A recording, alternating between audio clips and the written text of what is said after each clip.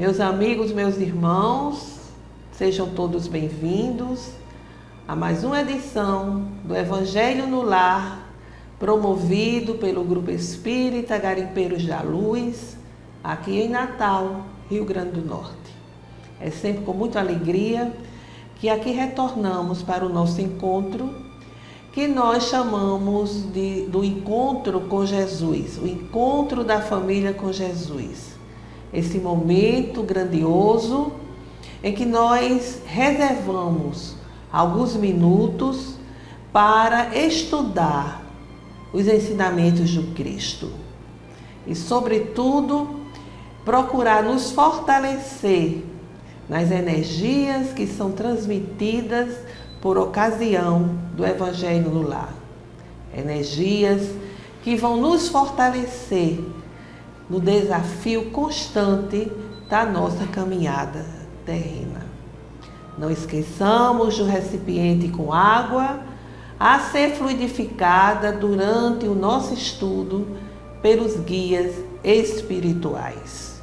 Que nós possamos estar juntos com Jesus, que Ele venha até nós, entre em nossos lares e fique conosco, nos acompanhando, nos amparando e nos protegendo. Dando início, nós vamos fazer a nossa leitura preparatória, como sabemos, do livro Pão Nosso, psicografia de Chico Xavier, pelo Espírito Emmanuel. Hoje a mensagem é a 64. Melhor sofrer no bem, porque melhor é que padeçais fazendo bem, se a vontade de Deus assim o quer, do que fazendo mal. Palavras de Pedro em sua carta, em sua epístola, primeira epístola, no capítulo 3, versículo 17. Para amealhar recursos financeiros, que será compelido a abandonar precipitadamente, o homem muitas vezes adquire deploráveis enfermidades que lhe corroem os centros de força, trazendo a morte indesejável. Comprando sensações efêmeras para o corpo da carne, comumente recebe perigosos males que o acompanham até os últimos dias do veículo em que se movimenta na terra. Encolerizando-se por insignificantes lições do caminho, envenena órgãos vitais, criando fatais desequilíbrios à vida física. Recheando o estômago em certas ocasiões, estabelece a viciação de aparelhos importantes da instrumentalização fisiológica, renunciando à perfeição do vaso carnal pelo simples prazer da gula. Por que temer os percalços da senda clara do amor e da sabedoria, se o trilho escuro do ódio e da ignorância permanece repleto de forças vingadoras e perturbantes? Como recear o cansaço e o esgotamento, as complicações e incompreensões, os conflitos e os desgostos decorrentes da abençoada luta pela suprema vitória do bem, se o combate pelo triunfo provisório do mal conduz os batalhadores a tributos aflitivos de sofrimento? Gastemos nossas melhores possibilidades a serviço do Cristo, empenhando-lhe nossas vidas. A arma criminosa que se quebra e a medida repugnante e consumada provocam sempre maldição e sombra, mas para o serviço dilacerado no dever e para a lâmpada que se apaga no serviço iluminativo, reserva-te destino diferente. Emmanuel, analisando as palavras de Pedro, nos lembra que a criatura humana desgasta a sua vida, desgasta o seu envoltório carnal com os desregramentos, com as viciações, de modo que, diante do sofrimento redentor, diante do sofrimento que representa o aprimoramento espiritual, nós devemos sim procurar passar por essas adversidades fazendo o bem, trabalhando na seara do Cristo.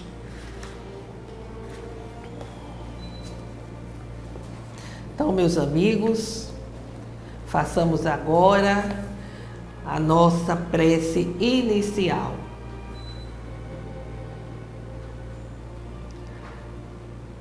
Senhor Jesus, estendei vossas mãos compassivas sobre todos nós, amparando-nos e protegendo-nos em todos os dias da nossa existência. E nesse momento em que iremos iniciar as reflexões sobre os vossos ensinamentos, que a vossa bênção, que a vossa luz venha agora sobre todos nós, nos iluminando e nos fortalecendo. Fica conosco, Jesus, agora e sempre. Bem, meus amigos, dando prosseguimento ao Evangelho a partir das parábolas contadas pelo Cristo, hoje nós trazemos a parábola do mordomo infiel, que nós também encontramos algumas traduções como o administrador infiel. A parábola diz o seguinte: havia um homem rico que tinha um mordomo, e este lhe foi denunciado como esbanjador dos seus bens. Chamou-o então e lhe disse: que é isto que ouço dizer de ti? Dá conta da tua administração, pois não podes mais ser meu administrador. Disse o mordomo consigo: que hei de fazer, uma vez que meu amo me tira a administração? Não sei cultivar a terra, e de mendigar tenho vergonha. Já sei o que farei, a fim de que, quando me houverem tirado a mordomia, encontre pessoas que me recebam em suas casas. Chamou cada um dos que deviam ao seu amo, e perguntou ao primeiro: quanto deves a meu amo? O devedor respondeu: 100 cados de óleo. Disse-lhe então: toma a tua obrigação, senta-lhe ali e escreve depressa outra de 50. Perguntou em seguida a outro: quanto deves tu? Respondeu ele: 100 cados de trigo. Disse-lhe: toma o documento que me deste e escreve um de 80. O amo, sabendo de tudo, louvou o mordomo infiel por haver procedido com atilamento, porque os filhos do século são mais avisados no gerir seus negócios do que os filhos da luz. E eu vos digo: empregai as riquezas da iniquidade em granjear amigos, a fim de que, quando elas vierem a faltar-vos, ele vos receba nos tabernáculos eternos. Aquele que é fiel nas pequenas coisas, sê-lo-á também nas grandes. E quem é injusto no pouco, também o é no muito. Ora, pois, se não houverdes sido fiéis no tocante às riquezas de iniquidade, quem vos confiará as verdadeiras? Se não fostes fiéis com o alheio, quem vos dará que é vosso? Quem vos dará o que é vosso? Registro de Lucas, no capítulo 16, versículo de 1 a 12. Se formos analisar essa parábola, assim, de imediato, nós vamos pensar até que Jesus estava aqui a favor da fraude e do roubo. Mas vamos seguir o espírito, a interpretação segundo o espírito que vivifica. Ou seja, a análise na conotação espiritual. Nós temos aqui uma situação em que o mordomo não estava administrando corretamente os bens do seu senhor. Estava, inclusive, esbanjando esses bens. E quando ele se vê ameaçado de perder o trabalho, ele fica em pânico, porque vai trabalhar na lavoura que ele não sabe, vai mendigar. Então ele pensa assim: vou ver o que eu posso fazer junto aos devedores, porque de repente, se acontecer alguma coisa, vai haver alguém para me acolher em sua casa. Aí chama um por um e vai negociando. Como a gente viu, quem devia 100, ele manda corrigir, você agora deve 80, vai pagar só 80. Quem deve 80, vai pagar só 60, e vai fazendo as anotações. E assim foi com todos. Quando chega para prestar contas com o amo percebeu as alterações, lógico, mas achou que ele tinha sido assim, como aqui mesmo diz, ele agiu com atilamento, altivez, né? Até mesmo com uma certa prudência. E o amo ia simplesmente chamar todos os seus devedores para desmanchar o que o mordomo tinha feito, porque ia ser uma confusão muito grande. E de qualquer maneira, ele tinha recebido algum pagamento. Talvez no futuro não recebesse nada de pagamento. E agindo como agiu, o mordomo fez com que os devedores pagassem alguma coisa, né? Então, o que quer Jesus nos dizer com essa parábola, né?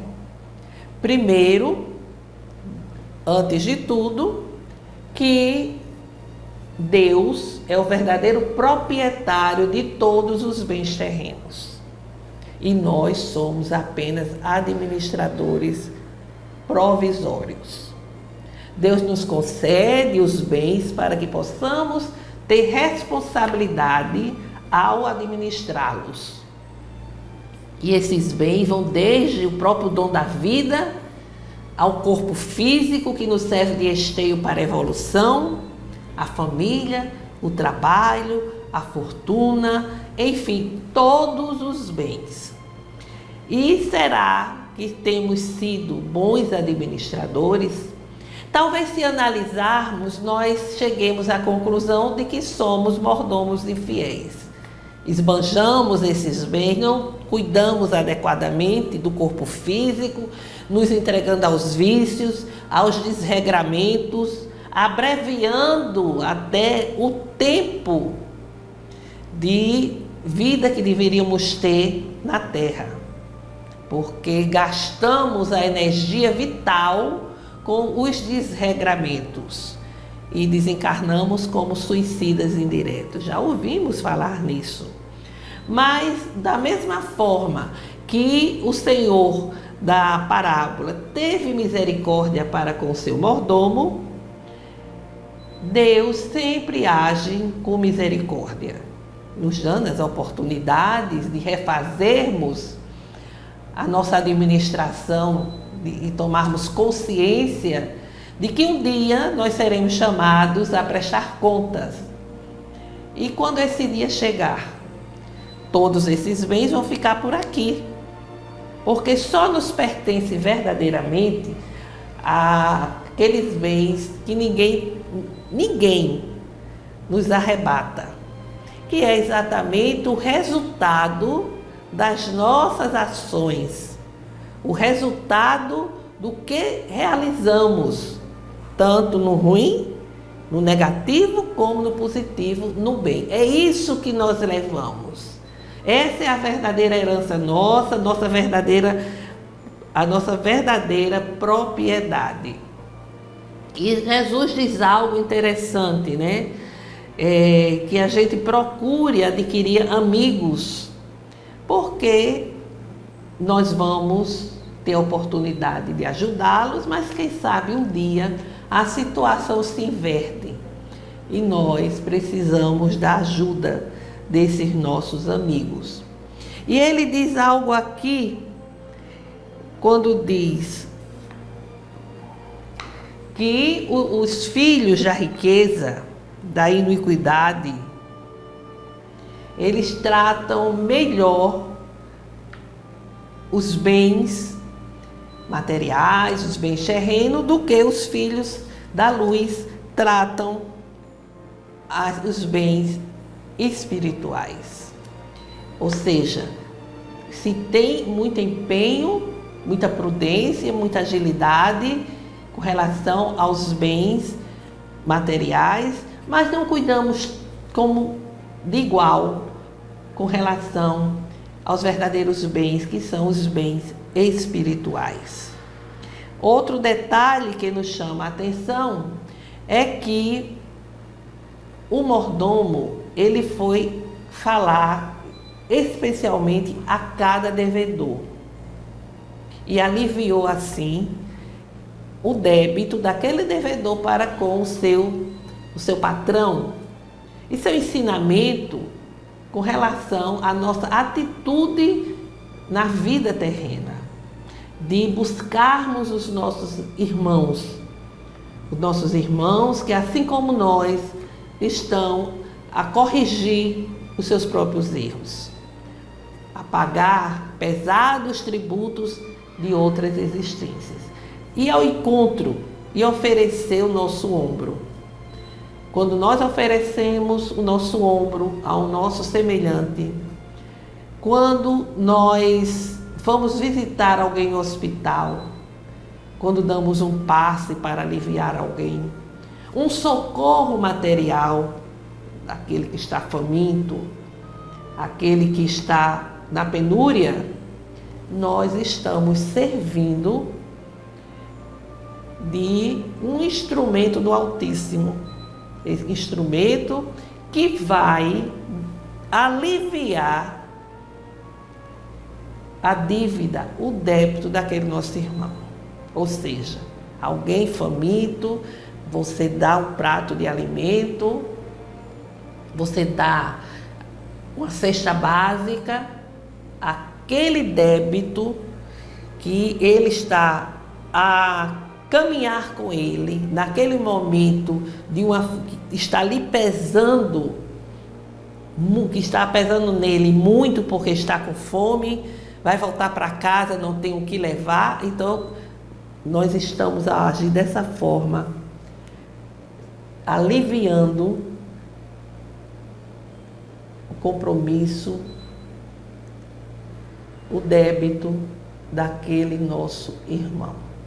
Quando nós enxugamos uma lágrima, é Deus nos tornando instrumento para fazer o bem, para aliviar a angústia, a amargura do nosso semelhante.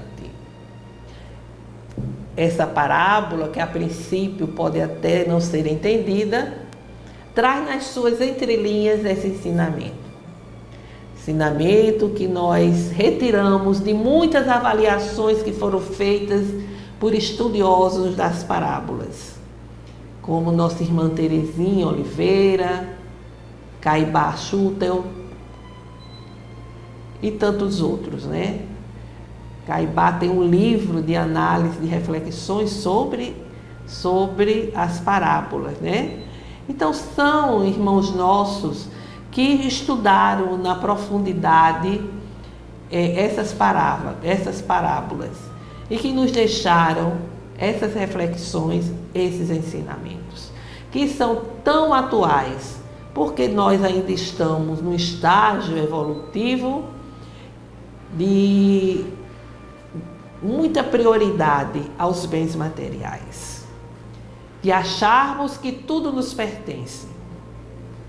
Família, né? Quantas pessoas agem perante os familiares como os verdadeiros donos,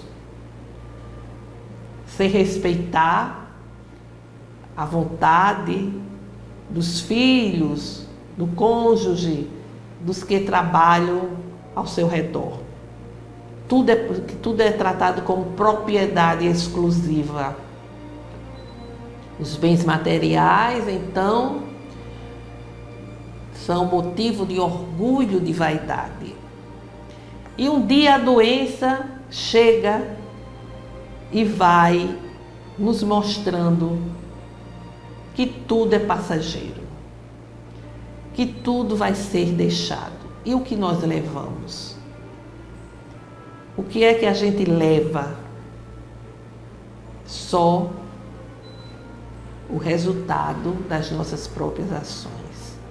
E isso deveria nos fazer refletir sobre a necessidade de administrarmos a nossa vida com responsabilidade, com seriedade, mas sem apego, sem nos omitirmos de fazer o bem, seja aos que compartilham conosco a nossa caminhada, familiares, os parentes, os amigos, os funcionários, assim como todos os nossos semelhantes, sem julgar jamais a posição desse ou daquele, a atitude de um ou de outro, mas sim procurando ter paz de consciência, paz essa que só alcançamos quando cumprimos fielmente com a nossa responsabilidade perante as leis divinas. Então, a mensagem de hoje é uma mensagem bastante atual, que serve de reflexão para todos nós. Então, meus amigos, depois dessas reflexões, vamos fazer a nossa prece, ou melhor dizendo, fazer as nossas vibrações, emitindo pensamentos de paz, de amor, de saúde, de cura, de esperança.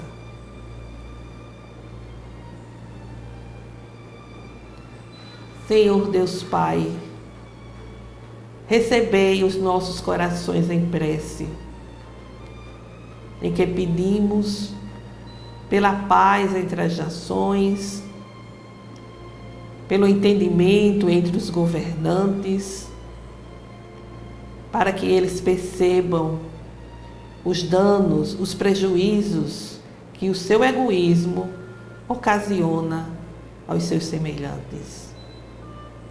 Pelo entendimento entre os administradores da nossa nação, porque só o entendimento poderá fazer com que a justiça social seja concretizada.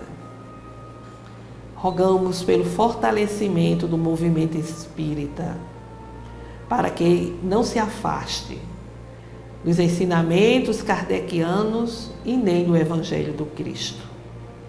Rogamos, Senhor, pela paz, pela concórdia, pelo perdão, junto daqueles que nos sintonizam conosco. Por todos aqueles que estão a vivenciar experiências difíceis no campo da doença, muitas delas sem cura na presente encarnação. Rogamos por todos, para que sejam fortalecidos, para que sejam amparados pela espiritualidade. Rogamos, Senhor, por todas as famílias, para que o Evangelho do Cristo chegue aos lares, levando harmonia aos corações. Façamos agora breve pausa para que cada um possa fazer as suas rogativas específicas.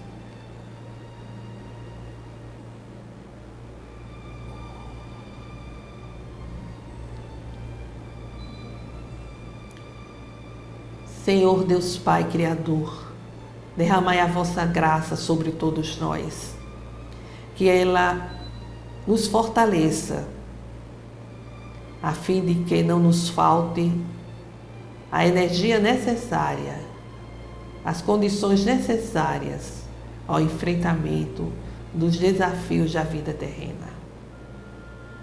Pai nosso, que estais em toda parte, glorificado e santificado seja o vosso nome no louvor de todas as criaturas. Venha a nós o vosso reino de amor e sabedoria. Seja feita a vossa vontade acima dos nossos desejos, aqui na terra e em todos os ciclos espirituais. O pão nosso do corpo e do espírito dai-nos hoje. Perdoai, Senhor, as nossas dívidas, ensinando-nos a perdoar os nossos devedores, com esquecimento de todo mal, não permitindo que venhamos a cair nas tentações das nossas próprias inferioridades. Livra-nos, Senhor, de toda maldade, pois vosso é o reino, o poder e a glória para sempre, que assim seja. Com esta prece encerramos o Evangelho de hoje, desejando a todos uma semana de saúde, paz e harmonia. Muita paz.